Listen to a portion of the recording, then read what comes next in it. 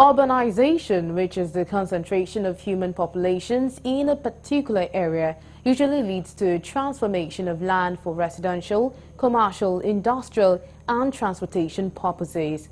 Urban flooding is a hazardous consequence of urbanization and climate change. This is mostly as a result of unguided construction buildings, which violates master plan for the development of the area. Galaxy News correspondent Lebby Joseph has more in this report. Urbanization is supposed to improve environmental eminence through superior facilities and bring about vast and better communalism compared to rural areas. In its real sense, urbanization should curb pollution, but due to indiscriminate erection of structures, the hazards associated with urbanization is overwhelming. It's not that planning is alien to us, but the problem, like I said earlier, has been that development has always been far ahead of planning. So people were building and developing without following a particular pattern, a particular plan. So that's the problem we have.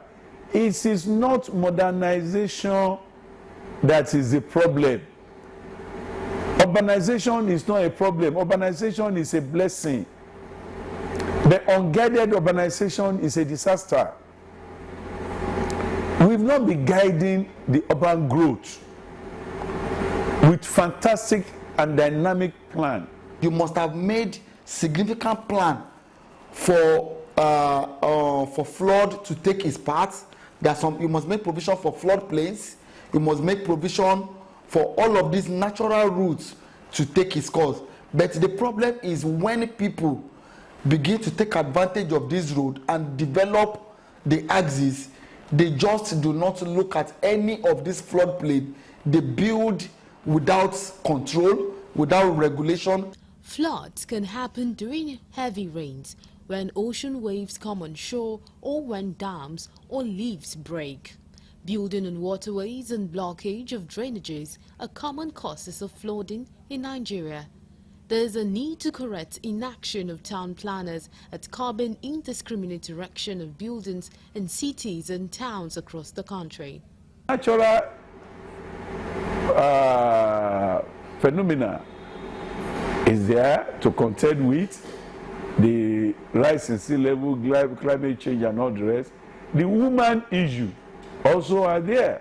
So there are these two factors that we have to really look at it, interrogate, and see how to develop and build our cities with these factors in place, in mind, so that we'll be able to develop sustainable cities. On this corridor, rather, that is what I feel would be able to, we won't have much effect of flooding because we cannot stop it. It has to come everywhere in the world.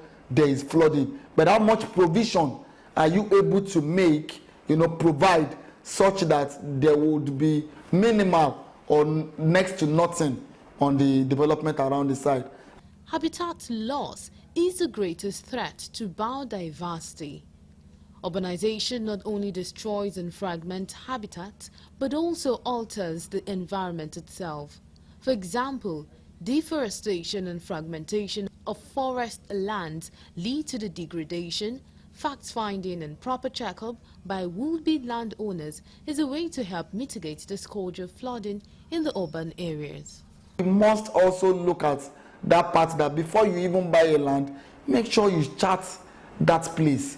Be sure it doesn't fall into a section of the government, a plan where they are either using that place for irrigation or they are using it for as a floodplain. There's so many of them around in, all around Lagos now, Maryland and co. We are all culprits, and I say that the government is culpable. The people also are culpable.